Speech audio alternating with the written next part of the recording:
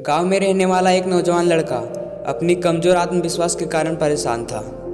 वह जो भी काम शुरू करता, शुरुआत के 10-15 दिनों तक उसका उस काम में मन लगता, पर जैसे ही कोई समस्या या थोड़ा मुश्किल काम होता, वह उसे पहाड़ लगने लगता और फिर वह सोचने लगता, यह तो बड़ा मुश्किल काम है, यह मुझसे ना हो पाएगा, मैं इसे नहीं कर सकता, और फिर वह उस काम को छोड़ देता। ऐसे ही वह लगातार 2-3 वर्षों से करता आ रहा था। अब वह और भी ज़्यादा तनाव और मानसिक अशांति की स्थिति में रहने लगा। वह सोचने लगा, मैं इतने वर्षों से काम कर रहा हूँ, पर मुझे अभी तक सफलता नहीं मिली। लगता है मेरा जीवन यूं ही गुजर जाएगा, मैं कभी भी अपने जीवन में उन्नति हासिल नहीं कर पाऊँगा। और यही सब वह दिन भर सोचते रहता और बहुत ज़्यादा परेशान रहता। इस तरह से उसका आत्मविश्वास दिन प्रतिदिन और भी ज़्यादा कमज़ोर होने लगा। अब उसे छोटा से छोटा काम भी बहुत बड़ा पहाड़ लगने लगा। ऐसे तनावपूर्ण और मानसिक अशांति की स्थिति में उस लड़के को देखकर उसके मित्र ने उसे पास ही के एक जैन मास्टर के बारे में उसे बताया। वह जैन मास्टर बहुत ही बड़े ध्यानी और आत्मज्ञानी व्यक्ति है। वह बहुतों की समस्याओं का समाधान किए हैं। वह तुम्हारे भी इस समस्या का कोई न कोई हल अवश्य ही निकाल देंगे, तुम बस उसके पास चले जाओ। फिर उस कमज़ोर आत्मविश्वास वाले व्यक्ति ने कहा, क्या वे हमारे इस समस्या का समाधान कर पाएंगे? मुझे तो नहीं लगता कि वे हमारे इस समस्या का समाधान कर पाएंगे। फिर उसके मित्र ने कहा, तुम एक बार जाओ तो सही, मुझे पूरा विश्वास है कि वह तुम्हारे इस समस्या का समाधान कर ही देंगे। उस लड़के को अभी भी भरोसा नहीं था कि वह जैन मास्टर इस समस्या का समाधान कर पाएंगे, लेकिन वह अपने कमज़ोर आत्मविश्वास के कारण बहुत ही ज़्यादा परेशान था। इसलिए वह उस जैन मास्टर के पास जाने के लिए तैयार हो जाता है और अगले दिन सुबह ही वह उस जैन मास्टर के पास जाता है और उस जैन मास्टर को प्रणाम करता है। तभी जैन मास्टर अपनी आंखें खोलता है और कहता है, बैठो बालक और कहो तुम्हें क्या परेशानी है। वह लड़का बहुत ही परेशान भाव से कहता है, मुनिवर, मैं पिछले 2-3 वर्षों में बहुत से कामों को करने का प्रयास किया हूँ। मैं पहले के 10-15 दिनों तक उस काम को पूरा मन से करता हूँ, लेकिन जैसे ही कोई बड़ी समस्या या थोड़ा मुश्किल काम आता है तो मैं अपने आप पर यह विश्वास नहीं कर पाता कि मैं इस काम को कर पाऊँगा, और फिर वह काम मेरे लिए पहाड़ बन जाता है और फिर मैं उस काम को छोड़ देता हूँ। और अब तो मेरी आत्मविश्वास और भी ज़्यादा कमज़ोर हो गई है। अब तो मैं छोटे छोटे काम को करने के लिए भी अपने आप पर विश्वास नहीं कर पाता।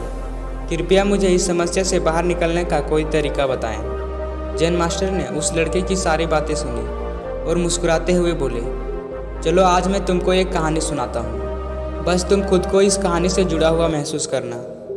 एक आश्रम था जहाँ आश्रम के छात्र और उनके गुरु रहा करते थे। वहाँ आए दिन कोई न कोई प्रतियोगिता होते रहता था। आश्रम में आज फिर से तलवारबाजी सिखाई जा रही थी और रोज की तरह धीरेन्द्र अपने अंदर के डर के कारण तलवार नहीं चला पा रहा था। गुरुजी ने उसे बहुत समझाया कि जब तक वह अपने अंदर के डर को बाहर नहीं निकाल देता तब तक वह तलवारबाजी नहीं कर सकता। धीरेन्द्र बहुत प्रयास करता कि वह प्रतियोगिता में ना डरे, लेकिन वह अपने स्वभाव से मजबूर था। वह डर ही जाता। ऐसा नहीं था कि वह तलवारबाजी जानता नहीं था। गुरुजी ने उसे खुद देखा था जब वह अकेले में अभ्यास कर रहा था। बहुत ही बढ़िया ढंग से तलवार चला रहा था, लेकिन जैसे ही किसी से मुकाबला करवाया जाता वह तलवार ना चला पाता। धीरेन्द्र अपने गुरु का बहुत प्यारा शिष्य था। इसका कारण यह था कि वह हर काम में आगे था। बस अगर उसमें कोई कमी थी तो वह यह था कि वह अब तक मुकाबले में तलवार चलाना नहीं सीख पाया था। जब भी वह तलवार चलाने सीखने जाता तब सामने वाले के हाथों में तलवार देखकर उसके पसीने छूट जाते और उसके हाथ पैर कांपने लगते। एक दिन गुरुजी ने धीरेन्द्र को अकेले में अपनी कुटिया में बुलाया और बोले, मैंने बहुत प्रयास किया कि तुम तलवार चलाने सीख जाओ, लेकिन तुम अपने भाई को अपने अंदर से बाहर नहीं निकाल पा रहे हो। धीरेन्द्र ने कहा, गुरुजी, मैं खुद नहीं समझ पा रहा कि ऐसा क्यों होता है। सामने वाले के हाथों में तलवार देखकर मुझे ऐसा लगता है जैसे वो अभी मेरा सर धड़ से अलग कर देगा। मुझे पता है धीरेन्द्र, इसलिए मैंने आज बहुत बड़ा फैसला लिया है। गुरुजी ने इतना कहते हुए एक तलवार उठाई और धीरेन्द्र को दिखाते हुए बोले, ये जादुई तलवार है जो मुझे मेरे गुरुदेव ने दी थी। इस तलवार को चलाने वाला कभी भी हारता नहीं है। तुम मेरे प्रिय शिष्य हो इसलिए आज मैं ये तलवार तुम्हें सौंप रहा हूँ। आशा करता हूँ ये तुम्हारे काम आएगी। गुरुजी धीरेंद्र को तलवार दे देते हैं और यह बात पूरे आश्रम में फैल जाती है कि गुरुदेव ने धीरेंद्र को जादुई तलवार दी है। अगले दिन जब धीरेंद्र वह जादुई तलवार लेकर अभ्यास करने जाता है तो सब देखकर हैरान रह जाते हैं। यह धीरेंद्र पुराना धीरेंद्र नहीं था, उसके अंदर आज एक अलग ही जोश था। ऐसा लग रहा था मानो कोई नौसिखिया नहीं बल्कि हुनरबाज योद्धा तलवारबाजी कर रहा हो। कारण सब जानते थे, आज धीरेंद्र के पास जादुई तलवार जो थी। धीरेंद्र एक पल के लिए घबराया जरूर था, लेकिन उसे गुरु की बात याद आ गई कि इस तलवार को चलाने वाला कभी भी हारता नहीं है। जंग समाप्त हुआ, फिर भी सब शांत ही खड़े थे। आज तुम्हारी मेहनत रंग लाई, गुरुजी ने धीरेंद्र की प्रशंसा करते हुए कहा। धीरेंद्र ने कहा, लेकिन कमाल तो जादुई तलवार का था जो आपने मुझे दी है। तभी गुरुजी ने कहा, जादुई तलवार? कौन सी जादुई तलवार? ये कोई जादुई तलवार नहीं है। हाँ, ये मैंने दी ज़रूर है, लेकिन इसमें कोई जादू नहीं है। अगर आज कोई जादू हुआ है तो वह यह है कि धीरेंद्र के अंदर से डर का छू मंतर होना। धीरेंद्र ने पूछा, क्या मतलब गुरुजी? तभी गुरुजी ने कहा, मतलब ये कि ये तलवार प्राप्त कर धीरेंद्र को यह लगने लगा कि यह जादुई तलवार है, लेकिन ऐसा कुछ था ही नहीं। धीरेंद्र ने बस मेरे बोले गए शब्दों पर विश्वास किया, और अगर सच्चाई देखी जाए तो जादू तलवार में नहीं मेरे शब्दों में था, जिसने धीरेंद्र को भयमुक्त बना दिया। अब असली बात सबको समझ आ गई। जैन मास्टर ने उस लड़के से कहा, इस कहानी के धीरेंद्र की तरह तुम भी हो।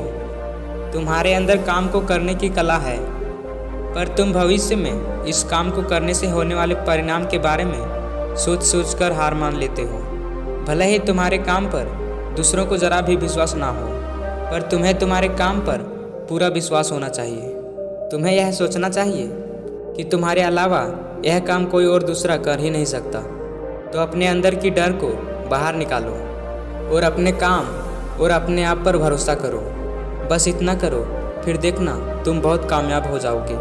यह सारी बातें वह जैन मास्टर कहकर ध्यान की अवस्था में वह वापस चला गया। उस लड़के ने कहा, अब मैं समझ चुका हूँ मुनिवर। अब मैं बिना डरे अपनी काम पर विश्वास करूँगा और अपने काम को और भी बेहतर बनाता रहूँगा। और अंत में उस जैन मास्टर का धन्यवाद करते हुए वह लड़का वहाँ से चला गया। और अंत में सिर्फ इतना कहूँगा कि आप खुद पर विश्वास करो, फिर पूरी दुनिया आप पर विश्वास करेगी। बस आपको विश्वास को सिद्ध करके दिखाना होगा। आशा करते हैं इस कहानी से आप कुछ सीखे होंगे। ऐसे ही और वीडियोस देखने के लिए इस वीडियो को लाइक और इस चैनल को सब्सक्राइब जरूर कर लें। धन्यवाद।